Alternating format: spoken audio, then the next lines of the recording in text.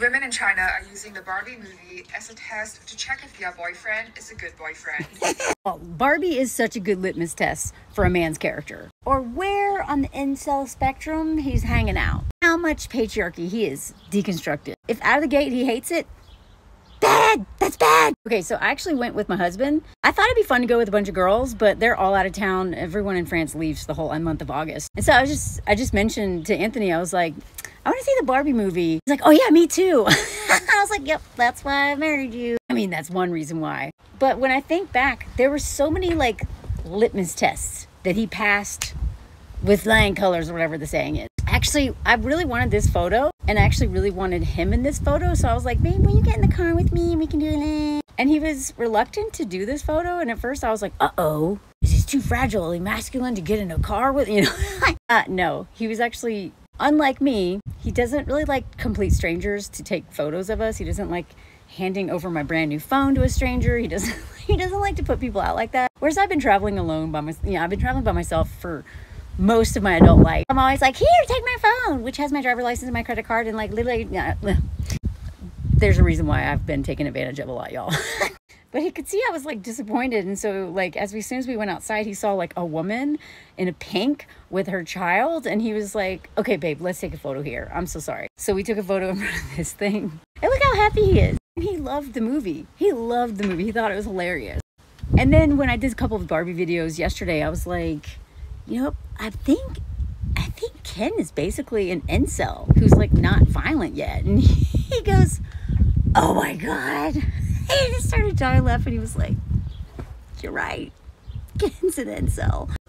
So why am I telling you all this? If you can't have conversations like this with the man you're dating, you are never gonna be happy in a relationship. If you are a feminist, womanist, or, you know, if you care about women's rights and, you know, the liberation of all people, and the person that you let in your house and let inside of you, you don't feel safe talking about Barbie with, what are you doing? You know what I mean?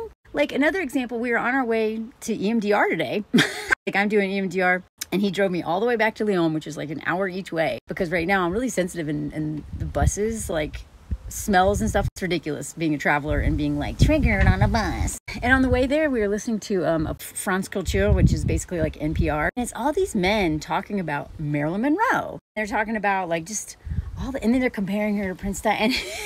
And at a certain point, like he goes, why is it only men talking about this? It just seems weird. Why didn't they bring a woman into the discussion? Doesn't seem like men really could understand Marilyn Monroe the way women could. Why is it all these men? And he was like upset.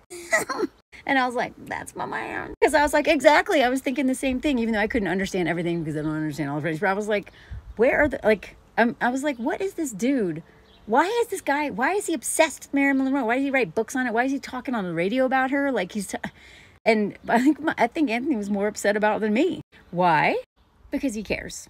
Same way, you know, like the more I deconstruct whiteness and capitalism stuff, the more I see it everywhere. And the more I'm like, oh my God, right? So every time he sees patriarchy, he sees it everywhere. He sees it everywhere now. He's just like, oh my God. So if you're dating, if you are actually tipping your toe into the pool of incels, there's so many out there. They may not be violent yet, but they're full of entitlement and hate you for having your own agency. If you are going to go swimming in a pool full of incels and you don't know which one is an incel, this should be feminism should be one of your first topics of discussion. And if that man can't handle that conversation, cut it off right there. Because if you're going to date a man, you are absolutely going to be educating him about women's issues, about patriarchy. I mean, if you follow me and you care about this stuff, I don't know.